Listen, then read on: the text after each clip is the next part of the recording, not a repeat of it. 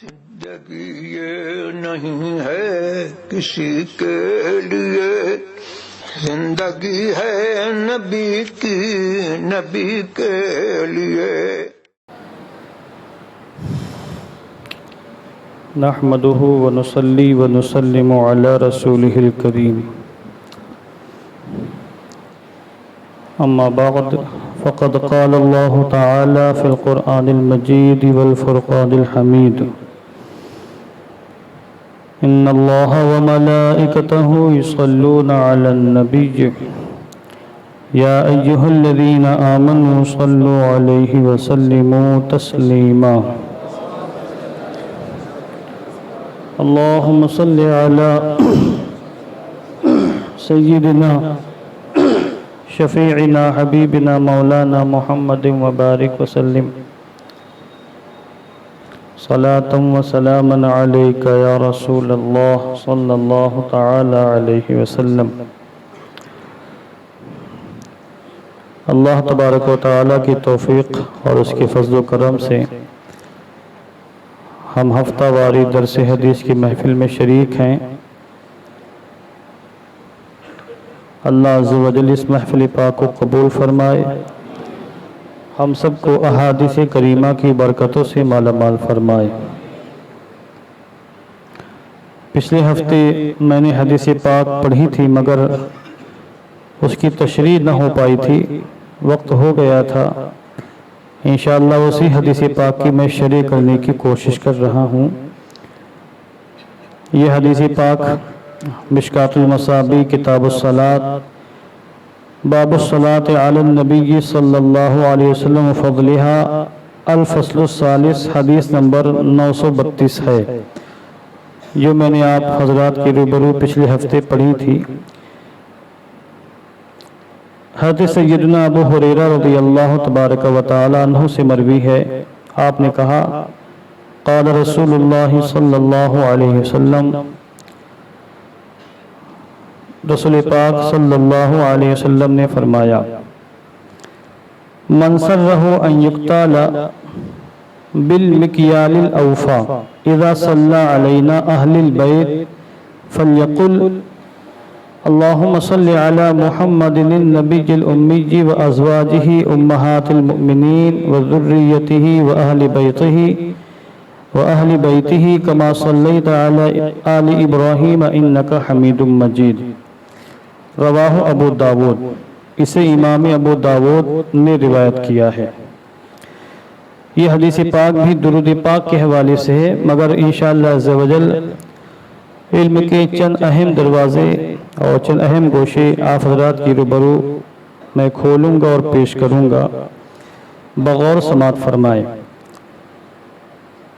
حضور فرماتے ہیں منصر رہو، جسے اس بات سے خوشی حاصل ہو ان یقتالا بالمکیال الاوفا، کہ اسے مکمل پورا بدلہ دیا جائے، اس میں کچھ کمی نہ کی جائے۔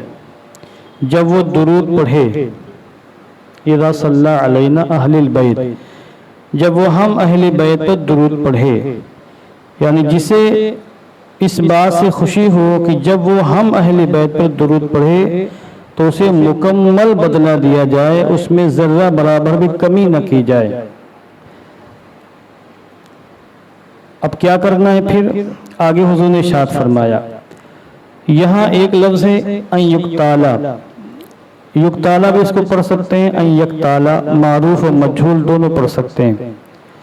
اس کا معنی ہوتا ہے ناپ کر لینا۔ جیسے آپ نے قرآن مقدس کے اندر ممکن ہے کچھ حضرات کو سورہ تطفیف یاد ہو، اللہ نے فرمایا تیسرے پارے میں ویل للمطففین، تباہی ہے، ویل ہے ان لوگوں کے لیے جو ناپ اور تول میں کمی کرتے ہیں، کم ناپنے اور کم تولنے والوں کے لیے ویل ہے، تباہی ہے۔ الذین اذا اکتالوا علی الناس یستوفون، کہ جب وہ لوگوں سے ناپ کر لیتے ہیں تو پورا لیتے ہیں۔ وَإِذَا قَالُوهُمْ أَوْ وَزَنُوهُمْ يُخْسِرُونَ، اور جب ناپ کر یا تول کر دیتے ہیں تو ڈنڈی مارتے ہیں، کم کر لیتے ہیں۔ اس میں جو لوگ ناپنے میں یا کمی کرنے میں नापने में या तौलने में कमी करते हैं उनके लिए वैल और तबाही की बात कही गई है।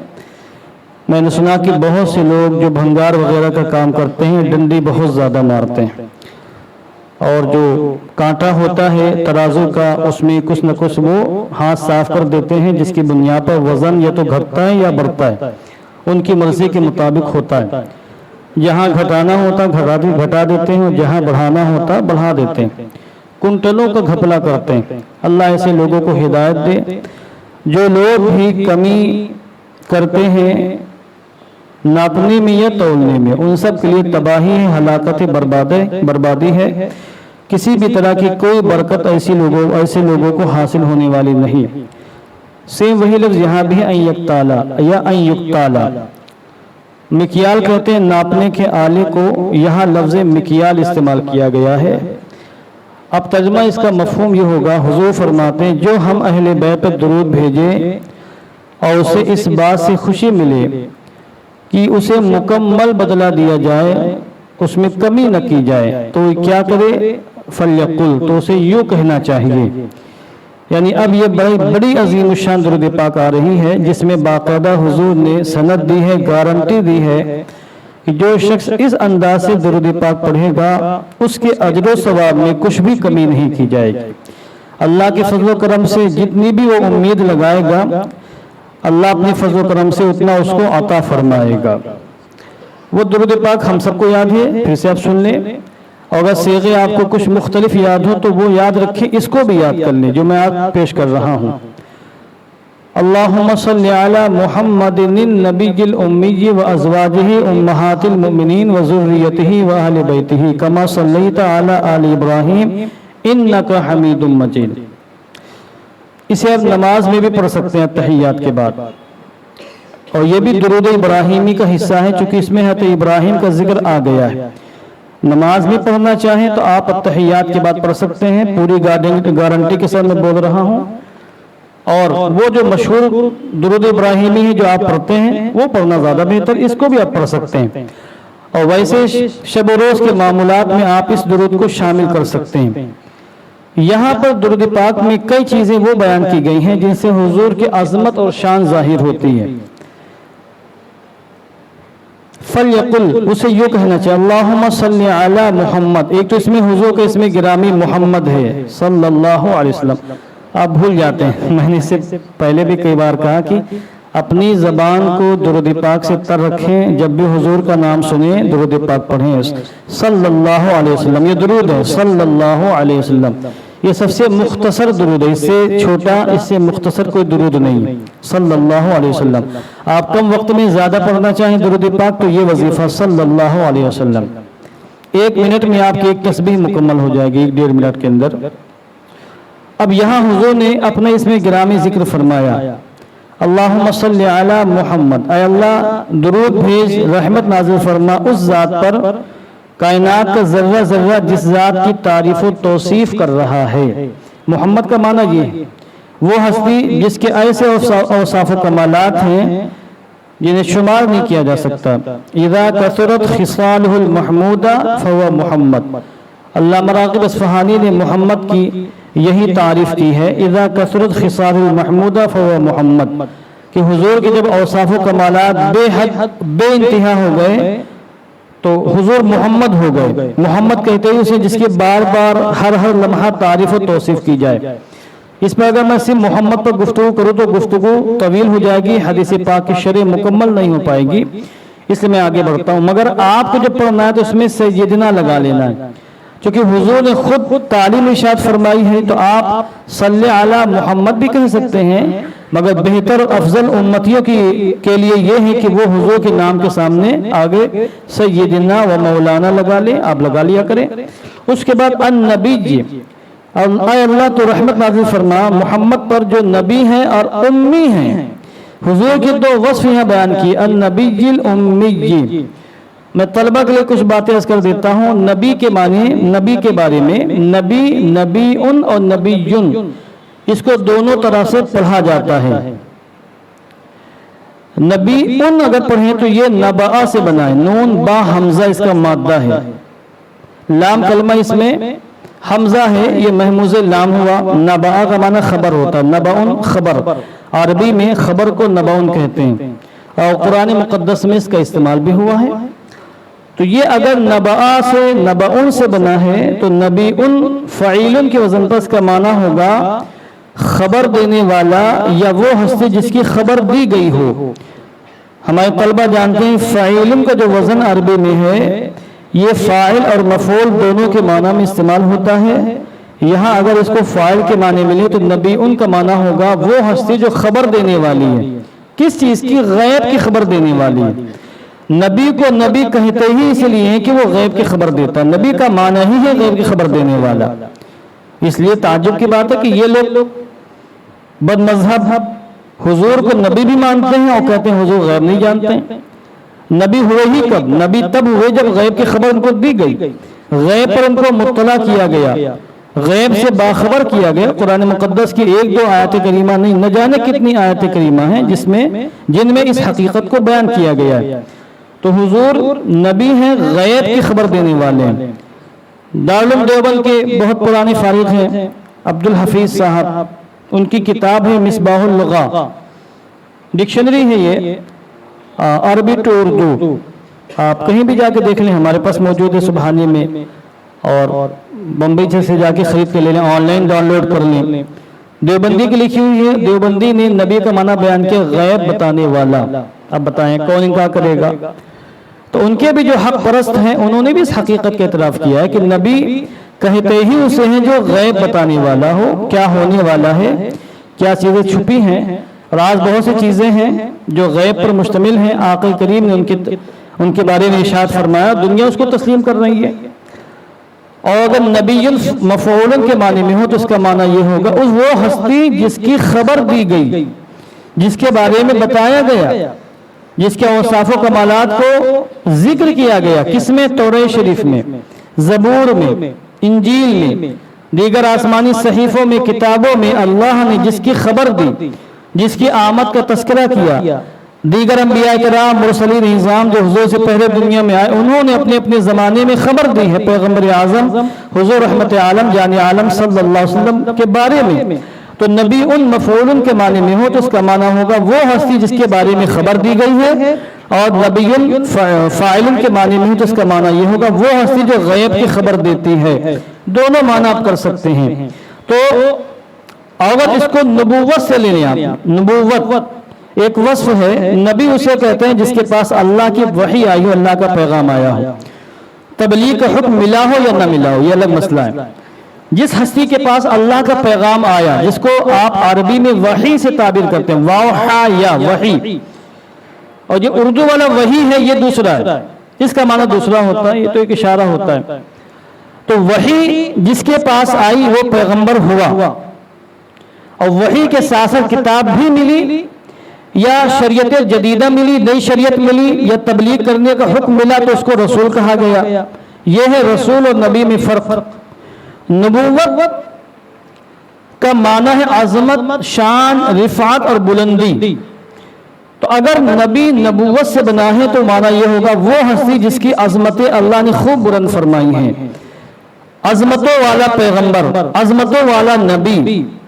تو یہ نبی فاعل کے معنی میں ہوگا تو رافع کے معنی میں ہوگا بلند. اور اگر یہ اس میں مفعول کے معنی میں ہو تو معنی ہوگا وہ ہستی جس کو بلند کیا گیا، جس کی شانیں بڑھائی گئیں، جس کی عظمتوں کا ڈنکا بجایا گیا. تو یہ لفظ نبی کے اندر جو میننگ تھی اور مفہوم تھا وہ میں نے واضح کیا ہے.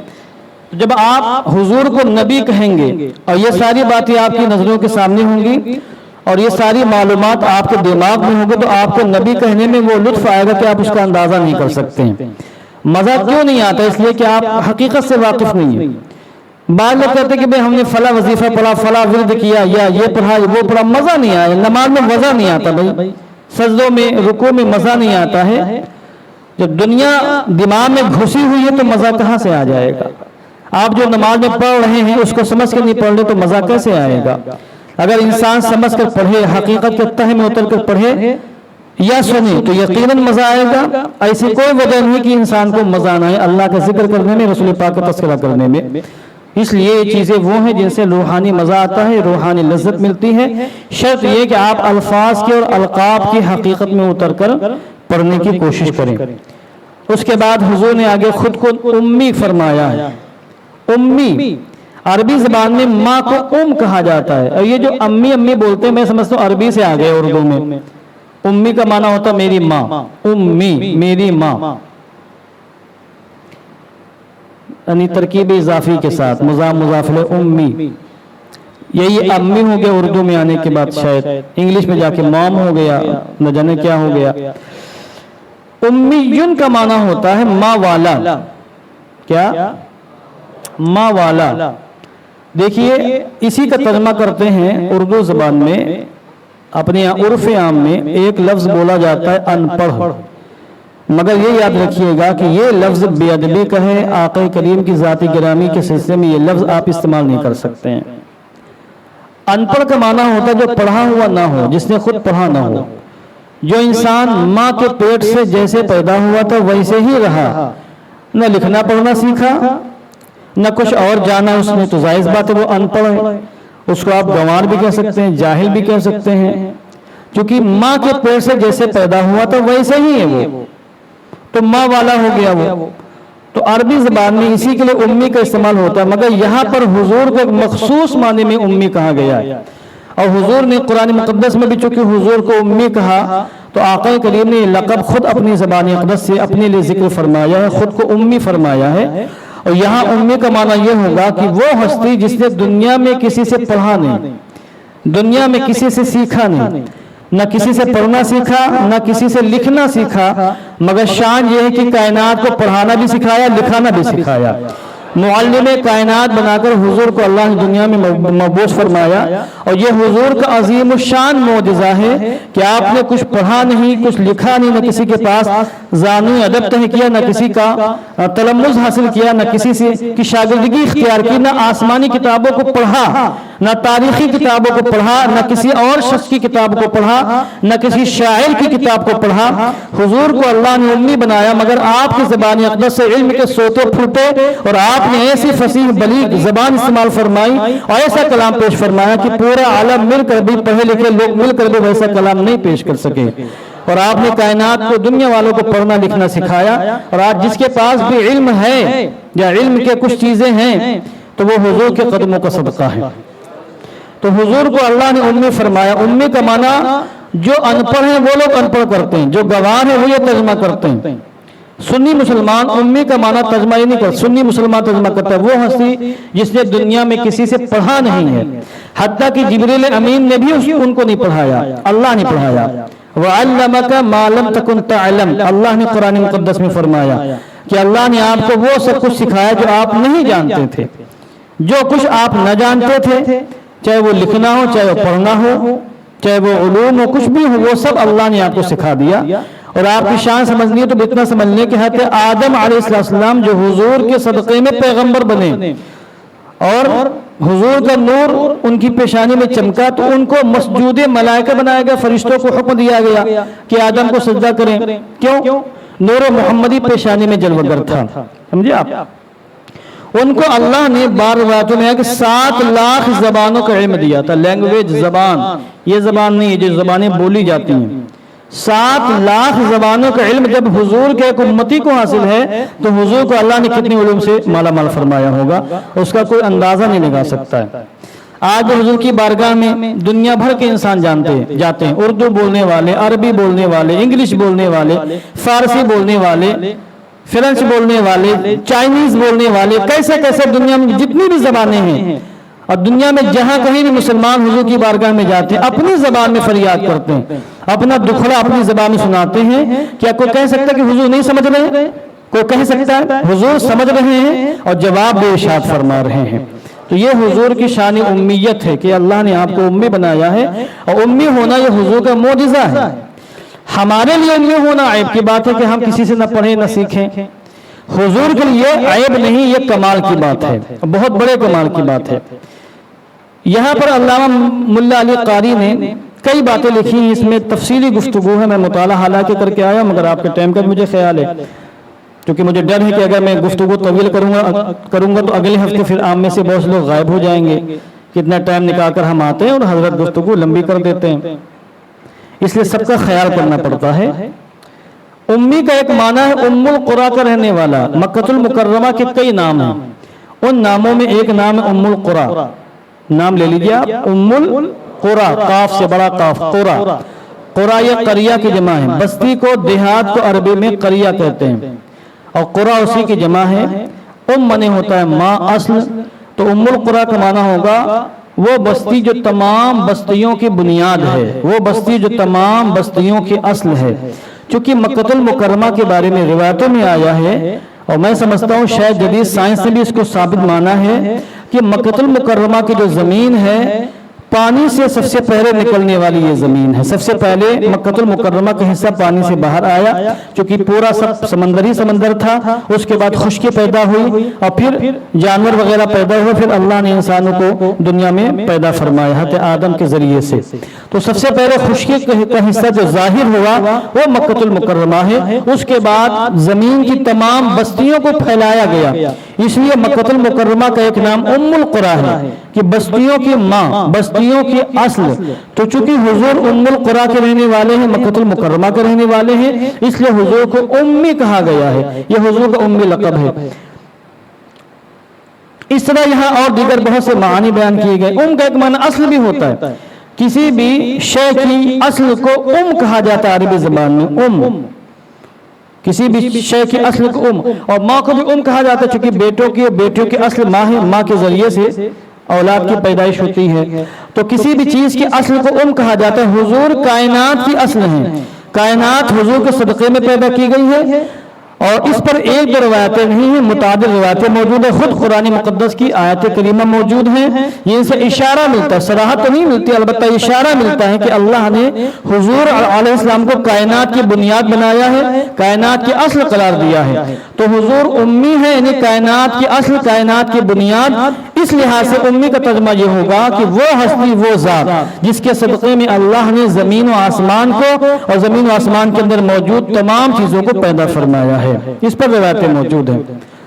اب جب آپ محمد نبی اور امی کا ترجمہ سمجھ گئے تو آپ جس کو اس ترجمے کو سامنے رکھنے کے بعد پڑھیں گے تو آپ کو انشاءاللہ روحانی لذت ملے گی اور آپ کی قلب و جگر معطر اور منور ہوں گے. حضور فرماتے ہیں اللہم صلی علی محمد النبی الامی. آگے فرماتے ہیں وازواجہ امہات المؤمنین. اے اللہ تو محمد عربی نبی اکرم اور جن کی شان یہ ہے کہ امی ہیں ان پر رحمت نازل فرما، اور ان کی ازواج پر، ازواج کیا؟ امہات المؤمنین جو تمام مومنوں کی ماں ہیں. حضور کی ازواج مطہرات مقدس بیویاں قیامت تک پیدا ہونے والے تمام مسلمانوں کی روحانی ماں ہیں، اور یہ قرآن مقدس سے ثابت ہے، کوئی اس کا انکار نہیں کر سکتا. النبی اولی بالمؤمنین من انفسہم وازواجہ امہاتہم، یہ قرآن مقدس کی آیت کریمہ. کوئی حافظ صاحب بتائیں کہ یہ آیت کریمہ کس سورت میں ہے؟ سورہ احزاب. سورہ احزاب کس پارے میں ہے؟ 10ویں پارے میں؟ 21ویں پارے میں. 21ویں پارے کے آخر میں شروع ہوئی ہے اور پھر 22ویں پارے میں جا کے ایک سورت مبارکہ مکمل ہوئی ہے. اس مبارک سورت میں اللہ نے ازواج مطہرات کی عظمت اور شان بیان فرمائی، کئی آیات کریمہ نازل فرمائی ہیں. اس میں یہ بھی ہے کہ نبی کی شان یہ ہے کہ نبی مومنوں سے ان کی دلوں سے زیادہ قریب ہے، ان کی جانوں سے زیادہ قریب ہے، اور ان کی شان یہ ہے کہ نبی کی بیویاں مسلمانوں کی ماں ہیں. ماں وذریتہ، اور ذریت پر بھی درود بھیج رحمت نازل فرما. واہل بیتہ، حضور کے اہل بیت پر بھی درود نازل فرما. ذریت سے مراد آپ کی آل و اولاد. حضور علیہ السلام کی کتنے بیٹے تھے؟ کوئی بتائے گا ہم کو؟ کتنے بیٹے تھے؟ 3 بیٹے تھے. صحیح روایتوں کے مطابق، اس میں بھی اختلاف ہے. المواہب لدنیا کے اندر علامہ قسطلانی نے اس میں بھی اختلاف کو ذکر کیا، کیونکہ مکہ المکرمہ کے معاملات ہیں. اور اس کے بعد آپ کی بیٹیاں کتنی ہیں؟ 4 ہیں. 4 بیٹیاں ہیں، 3 بیٹے ہیں، اور پھر حضرت فاطمہ کی جو اولاد، حضرت زینب کی جو اولاد، یہ جتنے بھی ہیں ان سب کو ذریت کہا جاتا ہے. اور اہل بیت میں بنی ہاشم آ جاتے ہیں، بنی عباس آ جاتے ہیں، حضرت عباس کی اولاد. حضرت علی مولا کائنات کی دیگر اولاد جو ہے فاطمہ کے علاوہ دیگر بیویوں سے ہوئی ہیں، بنی ہاشم اس میں آ جاتے ہیں، سب لوگ اس میں شامل ہو جاتے ہیں۔ اور ایک حدیث پاک سنا دوں آپ کو دل خوش ہو جائے گا، مگر آپ کو تھوڑی سی محنت کرنی ہوگی اس حدیث پاک کے مصداق میں آپ کو داخل ہونے کے لیے۔ کل مؤمن تقی فهو عالی، اللہ اکبر۔ حضور نے شفقتاً فرمایا اپنی امت سے محبت کا اظہار کرتے ہوئے کہ میری امت کا جو شخص بھی متقی ہے وہ میری آل میں داخل ہے۔ اب آپ داخل ہونا چاہیں تو متقی بن جائیں بس۔ تو یہ جب درود پاک پڑھا جائے گا تو اس میں آپ بھی شامل ہو جائیں گے آٹومیٹک، کیونکہ آپ آل میں داخل ہو جائیں گے، مگر متقی ہونا پڑے گا۔ کما صلیت علی آل ابراہیم انک حمید مجید، جس طرح تو نے آل ابراہیم پر رحمت نازل فرمائی، بے شک تو حمید و مجید ہے، حمید ہے بزرگی والا ہے، تعریف و توصیف والا، حمد و ثنا والا ہے۔ تو یہاں حضور پر دو لحاظ سے رحمتیں بھیجی گئی ہیں، ایک تو حضور کا نام لے کر ڈائریکٹ اور ایک انڈائریکٹ حضرت ابراہیم کے آل کا نام لے کر، چونکہ حضور خود حضرت ابراہیم کے آل میں داخل ہیں، حضرت ابراہیم کی آل میں حضور شامل ہیں، تو آل کہہ کر بھی حضور کا ذکر گرامی موجود ہے یہاں پر، اور پھر حضور کا اسم گرامی بھی موجود ہے۔ تو واسطہ اور بلا واسطہ دو لحاظ سے اس درود پاک میں حضور پر رحمتوں کا نزول کیا گیا ہے، یہ دعا مانگی جا رہی ہے اللہ رب العزت سے۔ تو اس درود پاک کے اندر جو رموز و اساس ہے اس میں چند میں نے بیان کرنے کی کوشش کی، اللہ قبول فرمائے، اور جو بھی ہم سے بیان کرنے میں غلطیاں ہو گئی اللہ معاف فرمائے، ہم سب کو احادیث کریمہ کی برکتوں سے مالا مال فرمائے۔ لائٹ وغیرہ بند کر دیں۔